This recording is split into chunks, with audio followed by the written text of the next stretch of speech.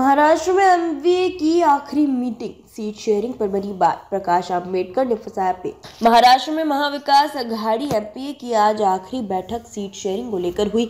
यह बैठक मुंबई के ट्राइडेंट होटल में लगभग 4.5 घंटे चली, लेकिन आज भी सीट शेयरिंग को लेकर कोई फैसला नहीं हुआ। एमवीए यानी कि यूबीटी, कांग्रेस और शरद पवार गुट के सभी बड़े नेता मीटिंग में मौजूद थे, लेकिन घंटों की मशक्कत के बाद भी जब बाहर निकले तो सीट शेयरिंग को लेकर कोई नई खबर इन नेताओं के पास नहीं थी। अलबत्ता आज एमपीए के नेताओं ने ये जरूर दावा किया कि सीट शेयरिंग को लेकर एमवीए की अब कोई बैठक नहीं होगी। ये आखिरी बैठक थी और सभी सीटों पर चर्चा पूरी हो गई।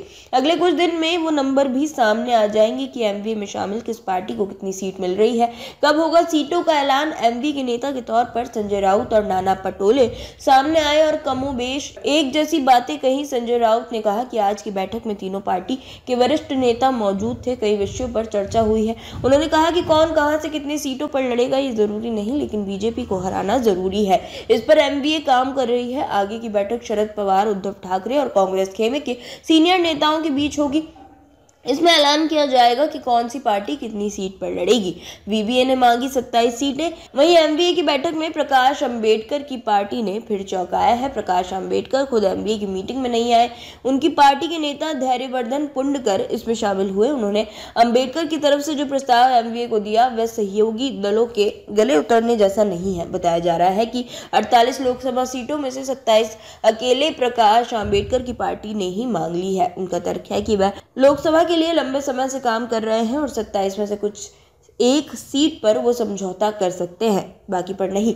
जाहिर है बात एमवीए नेताओं के गले उतरने वाली नहीं है। ऐसे में प्रस्ताव देने के बाद धैर्यवर्धन पुंडकर वहां से निकल गए। मनोज जारंगे को जलाना से टिकट, लेकिन जाते जाते उन्होंने एक और प्रस्ताव दिया जो कि बेहद चौंकाने वाला था। उन्होंने बकायदा एक पत्र अपनी पार्टी की तरफ से दिया जिसमें मनोज जारंगे को जालना से लोकसभा उम्मीदवार बनाने की मांग की, साथ ही पुणे से डॉक्टर अभिजीत वैद्य को उम्मीदवार घोषित करने की मांग की। 3 मुस्लिम प्रत्याशियों सहित 15 ओबीसी समाज के लोगों को टिकट देने की मांग की। जाहिर है ये सभी मांगे ऐसी हैं जो शरद पवार, गांधी परिवार या उद्धव ठाकरे कोई भी स्वीकार नहीं करेगा। यानी प्रकाश अंबेडकर का अब एमवीए से रास्ता अलग होना तय है।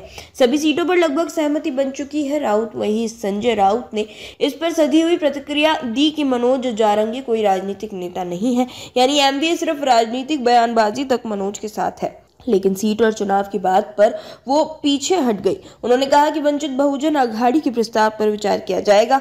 उनका हक है अपनी मांग रखना। हम चाहते हैं कि प्रकाश आंबेडकर हमारे साथ आए। अब कोई और बैठक नहीं होगी। सभी सीटों पर लगभग सहमति बन चुकी है। आगे की बैठक उद्धव ठाकरे, शरद पवार, प्रकाश आंबेडकर की बैठक होगी और सीट बंटवारे का ऐलान किया जाएगा।